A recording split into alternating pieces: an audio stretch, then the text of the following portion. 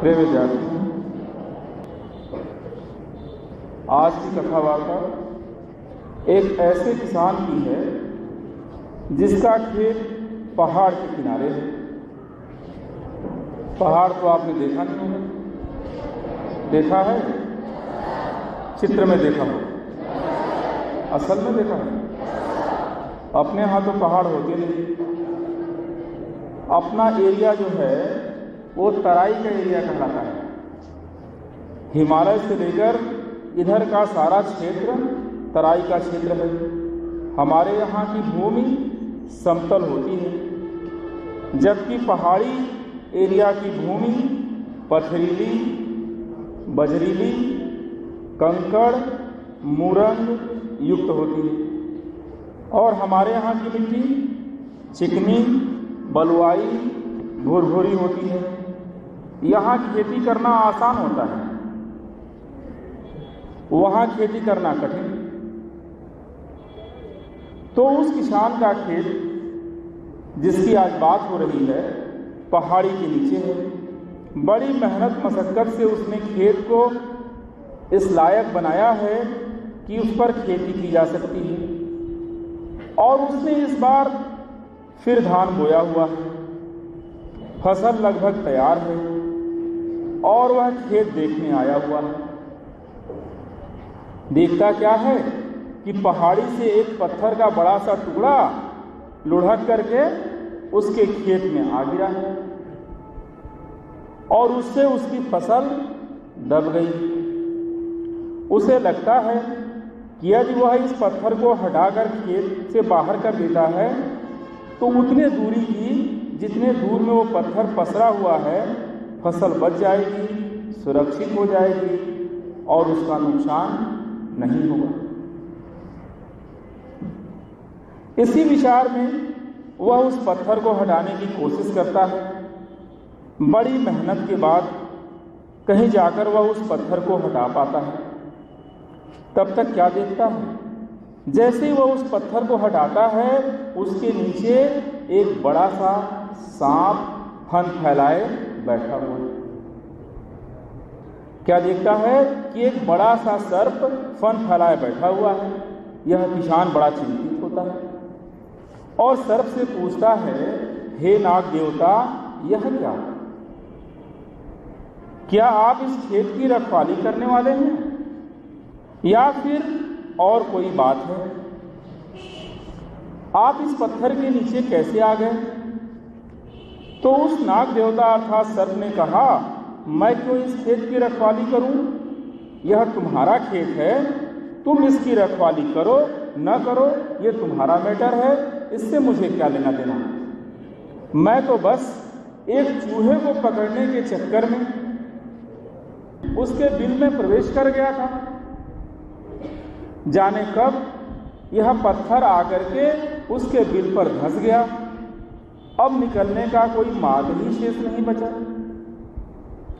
सो इसी में पड़ा रहा और अंदर चूहा भी नहीं मिला, जाने कहाँ भाग गया, समझ नहीं पाया।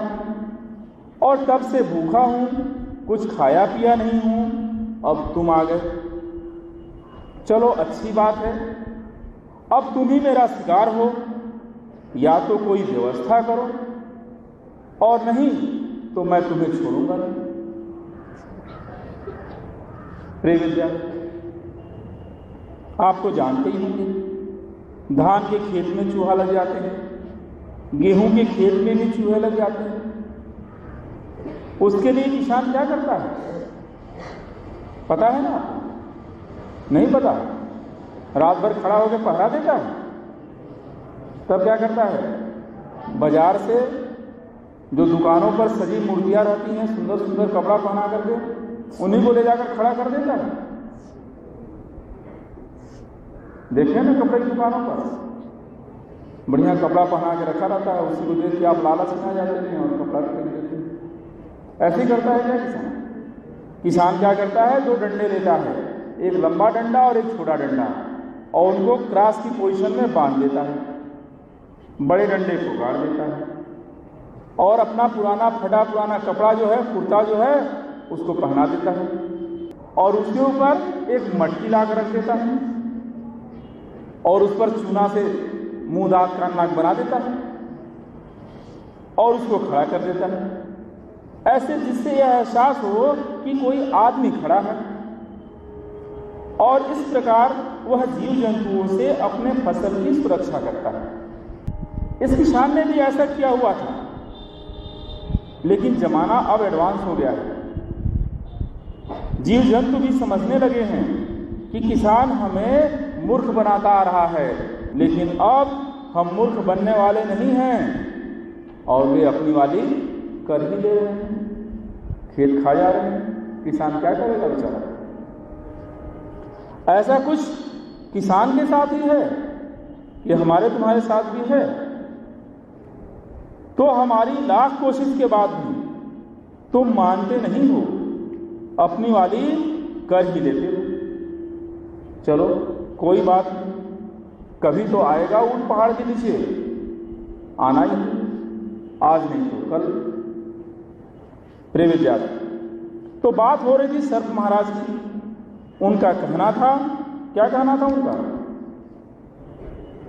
कि अब तुम ही मेरा शिकार हो, या तो कोई व्यवस्था करो या मैं तुम्हें ही डसता हूं। किसान परेशान, अरे परेशान क्यों ना हो, परेशान होना ही। कहता है यह क्या, जाने अनजाने मुझसे तुम्हारा भला ही तो हुआ है। जाने कब से तुम चट्टान के नीचे दबे हो और दबे रहते कब तक। मैंने तुम्हें उससे आजाद किया है, मैंने तुम्हें चट्टान से आजाद कराया है और तुम्हारी जान बचाई है, और तुम हो कि मुझे ही डसने की बात करते हो। क्या भलाई इसीलिए की जाती है? और अगर तुम ऐसा करोगे तो फिर कोई किसी की भलाई नहीं करेगा, लोगों का विश्वास भलाई पर से उठ जाएगा। सांप ने कहा, देखो यह मेरा स्वभाव है और तुम सिद्धांत की बात करते हो। अगर तुम मेरी कोई व्यवस्था नहीं करते हो तो मैं भूखा क्या नहीं करता, मरता क्या नहीं करता। मैं मानने वाला नहीं हूं, मैं तुम्हें डसूंगा ही। किसान ने कहा, तब तो ये सरासर अन्याय है, लेकिन चलो हम लोगों में अभी विवाद है तो इसका निपटारा किसी तीसरे से करा लिया जाए।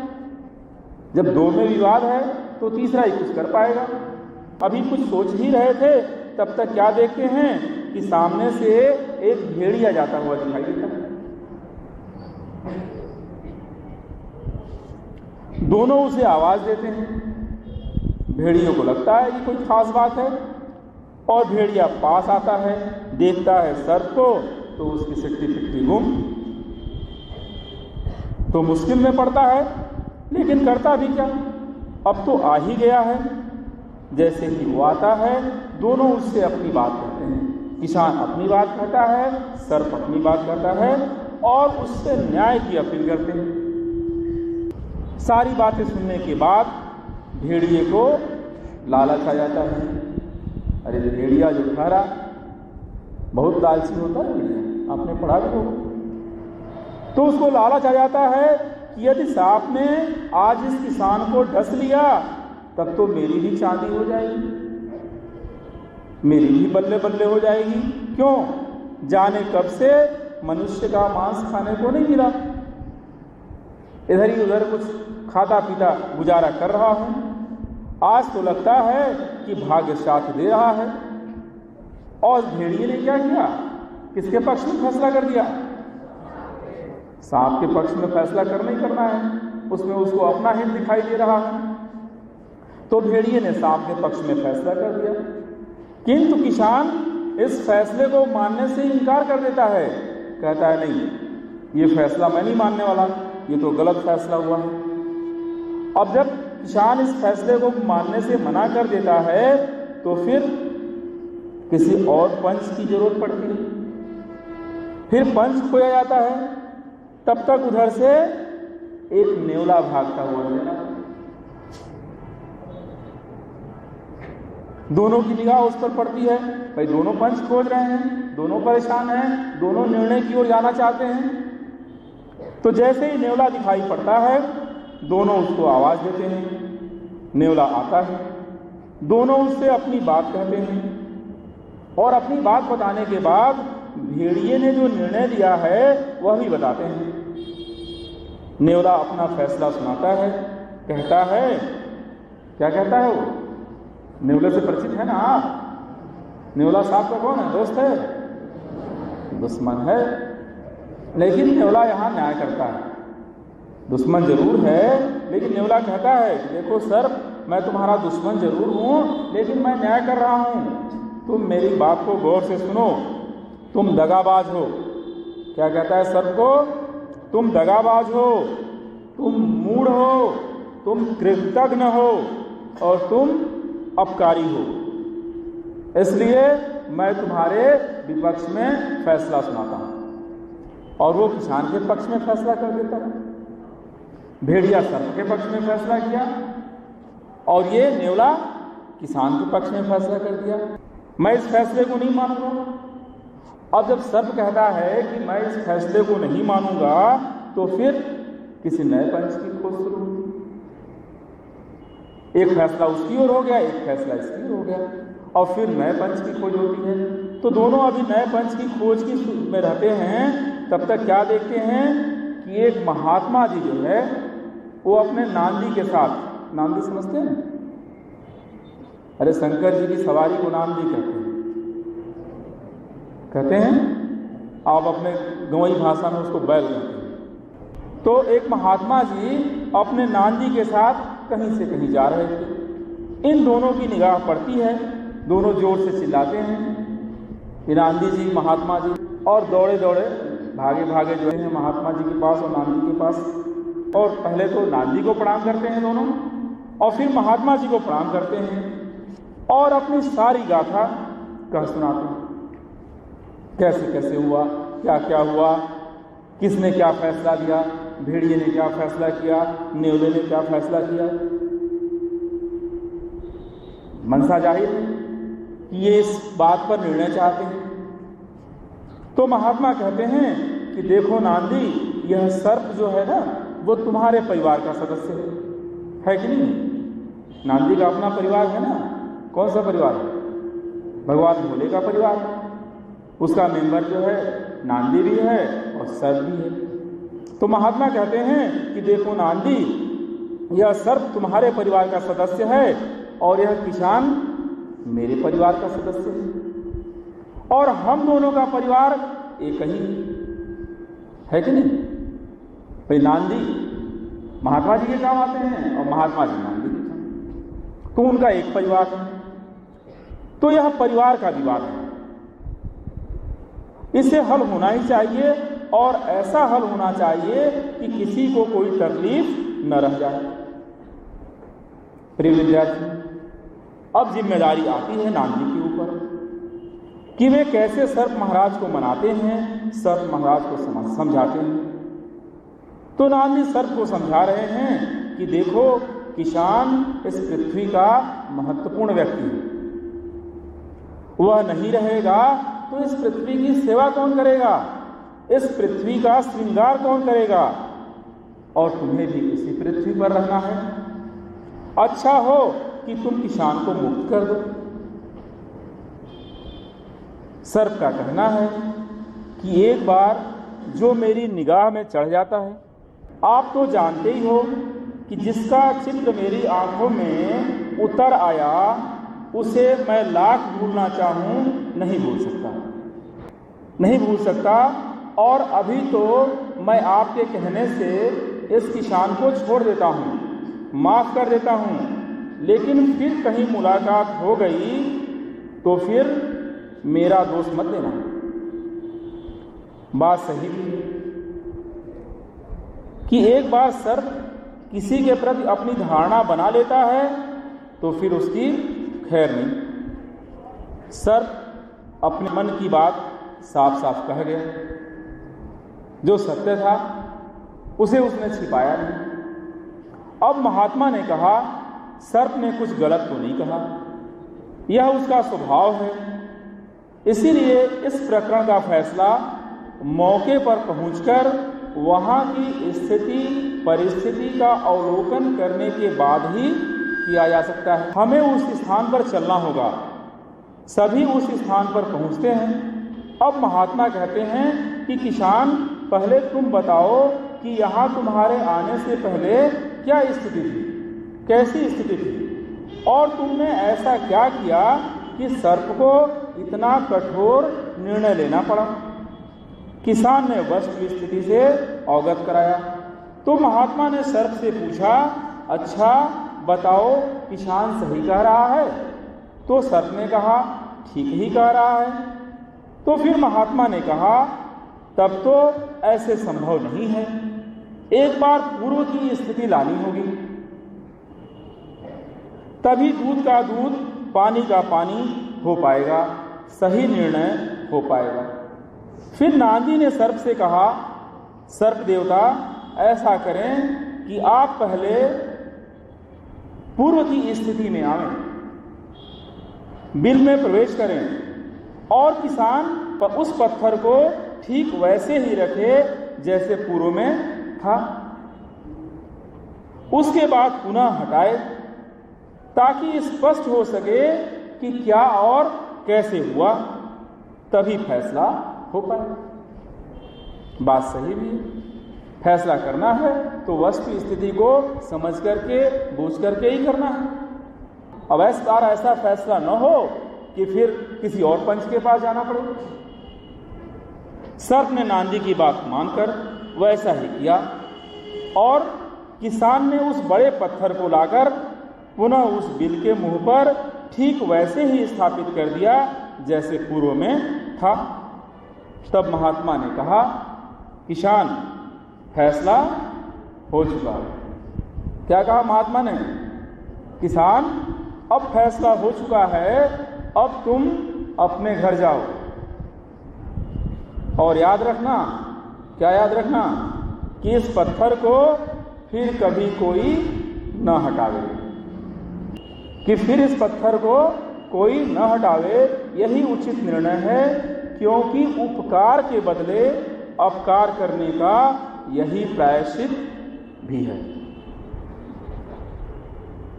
प्रिय विद्यार्थी, किसान भला आदमी है, उसके अंदर छल कपट नहीं है, उसका हृदय निर्मल है, उसके अंदर सज्जनता भरी हुई है, वह उपकारी है।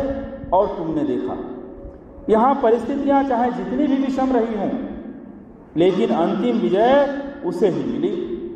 तो सज्जनता, भलमानसता, सत्स्वभाव का कोई जोड़ नहीं है। भले तुम्हें लगता हो कि जमाना खराब हो गया है, अच्छे लोगों का दूर दूर तक अता पता नहीं है, लेकिन ऐसा नहीं है। इस दुनिया में एक से एक अच्छे लोग हैं। किसान का पाला प्रतिदिन सर्प से थोड़ा ही पड़ता है। यह तो मुझे लगता है कि यह उसके जीवन की पहली और अंतिम घटना रही होगी। और इस घटना पर भी आपने क्या देखा?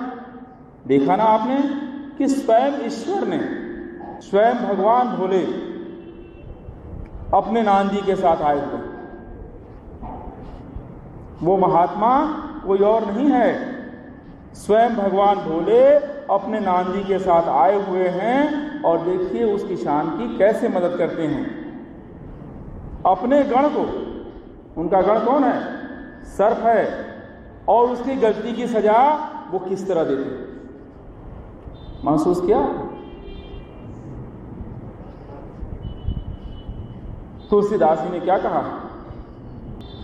निर्मल मन जन सो मोहि पावा, और मोहि कपट छल छिद्र न भावा। निश्चल हृदय, जैसा कि आपने देखा यहाँ किसान का, निश्चल हृदय ही मन की निर्मलता है।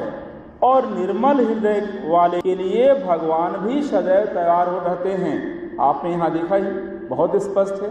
भगवान भोले को नांदी के साथ आना पड़ा कैलाश पर्वत से इस पृथ्वी पर उस किसान की मदद करने के लिए, केवल इस बात के लिए कि किसान का हृदय निर्मल है। तभी तो निर्मल हृदय वाला उन्हें प्रिय है, और कपट, छल, छिद्रान्वेषण करने वाला यानी कि दुष्ट को देखा आपने, उन्होंने कैसे उसे सजा दी, कितना ही उनका प्रिय था। उसका वास उनके गले में है, उससे प्रिय जगह कौन हो सकता है, लेकिन उसको भी उन्हें किस रूप में दंडित किया। यह बात सही है कि दुष्ट अपनी प्रवृत्ति से बाज नहीं आता, अपनी वाली कर ही लेता है। पर आकाश लगी तनु पर हरही, जिमि हिमि उपल कृषि दल गरहि। दूसरे को कष्ट पहुंचाने के लिए दुष्ट अपना भी नाश कर लेते हैं। दूध में मक्खी गिर जाती है, जान दे देती है, लेकिन उस दूध को तो नष्ट कर देती है ना। वही बात मैं यहां कह रहा हूं आपसे कि पर आकाश लगे तनु परिहर, माने दूसरे को दुख पहुंचाने के लिए, कष्ट पहुंचाने के लिए दुष्ट जो हैं अपना भी नाश कर लेते हैं। ठीक उसी प्रकार जैसे कि बर्फ के ओले खेतों में गिरकर, पेड़ पौधों पर गिर करके अपने स्वरूप का नाश तो करते ही करते हैं, कृषि को भी नष्ट कर देते हैं। प्रिय विद्यार्थी, यह दुनिया है, यहां सब कुछ है, अच्छा भी है, बुरा भी है, भला भी है, दुष्ट भी है, सज्जन भी हैं, दुर्जन भी हैं, देवता भी हैं, दैत्य भी हैं। अब जिसका जैसा स्वभाव और कर्म वह अपने हिसाब से, अपनी जरूरत से, अपनी आवश्यकता से अपनी उपयुक्त जगह खोज ही लेता है। अब सोचना आपको है कि आप किस श्रेणी में आते हैं या अपने को कहाँ पाते हैं, और अपने लिए उपयुक्त स्थान, परिस्थिति, स्थिति कैसे बनाते हैं, कैसे चुनते हैं, कैसे तैयार करते हैं, और अपने इस जीवन लक्ष्य का संधान कैसे करते हैं। यह आपका निजी मामला है, निहायत व्यक्तिगत मामला है। हम तो बस आपको आगाह कर सकते हैं, छोटी मोटी घटनाओं से, दृष्टांतों से, उदाहरणों से आपको अनुभूति करा सकते हैं, आपको बता सकते हैं। यहाँ आपने देखा किसान सज्जन है तो उसकी सज्जनता के लिए भगवान शिव को स्वयं नांदी के साथ आकर के उसकी व्यवस्था करनी पड़ी, उसकी मदद करनी पड़ी, उसकी जरूरत को पूरी करनी पड़ा। हम केवल अनुभूति करा सकते हैं आपको, हम केवल एहसास करा सकते हैं आपको, हम केवल बता सकते हैं आपको, किंतु अंतिम निर्णय आपका स्वयं का है कि आपको कहाँ जाना है और कहाँ जा रहे हैं, कहाँ पहुँचना है और कहाँ पहुँच रहे हैं। लेकिन इतना तो तय कि यदि आप हमारे साथ चल रहे हैं, अब इस चलने को मत मान लेना कि आप ही के साथ तो बैठे हैं, आप ही के साथ तो सुन रहे हैं, आप ही के साथ तो दिन भर रहते हैं।